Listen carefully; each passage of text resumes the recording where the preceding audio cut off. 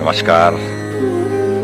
5 साल की उम्र थी जब पिताजी की उंगली पकड़कर राष्ट्रीय स्वयंसेवक संघ की शाखाओं में जाता था।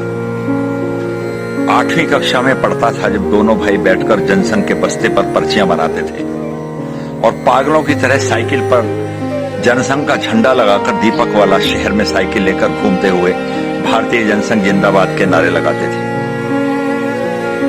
जनता पार्टी के जमाने में भारतीय जनता युवा मोर्चा 1978 में बनी थी। गाजियाबाद का उसका पहला अध्यक्ष था। साइकिल पर घूम घूम कर थक्के खा कर पार्टी के लिए काम किया और कई बार साइकिल में पंचर लगवाने के पैसे भी नहीं होते तो चाय पीना तो दूर की बात है। जब भारतीय जनता पार्टी 1980 में बनी तो उसका पहला महामंत्री था और उस वक्त एक महामंत्री होता था। गाजियाबाद में एक दयालु जी थे, उनको साइकिल पर बिठाकर अपने साइकिल के डंडे पर आगे बिठाकर गली गलियों पार्टी को खड़ी करने के लिए दोबारा धक्के खाता हुआ घूमता था। जब कैरियर बनाने की उम्र थी तो घंटा घर पर लाठियां खाते खाते बेहोश हो गया था।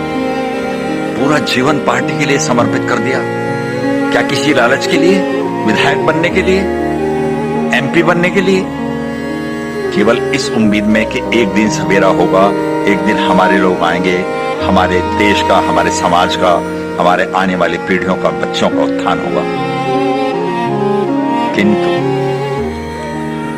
यदि भारतीय, और एक बात बीच में भूल गया कि ये अपने आप में एक रिकॉर्ड हो सकता है कि पूरे जीवन में एक भी नगर निगम का, विधानसभा का और लोकसभा का एक भी ऐसा चुनाव नहीं हुआ है जिसमें मैं बूथ पर उपस्थित नहीं था सक्रिय रूप से।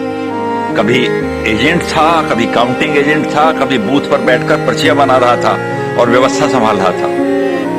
परंतु भारतीय जनता पार्टी की वर्तमान सरकार ने यदि इस तानाशाही हिटलरी बिल को दोबारा पार्लियामेंट में पास कराने का प्रयास किया तो जिंदगी में दोबारा चुनाव बूथ पर नहीं जाऊंगा।